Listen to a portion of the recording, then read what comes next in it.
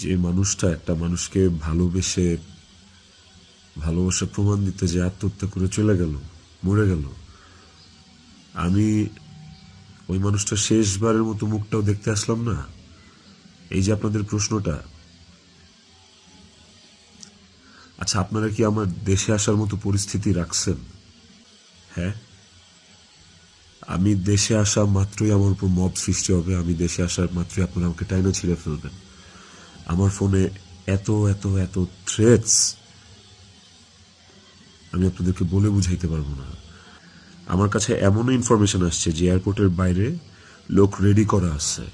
আমি যাওয়া মাত্রই they will gonna hit me, they will gonna kill me.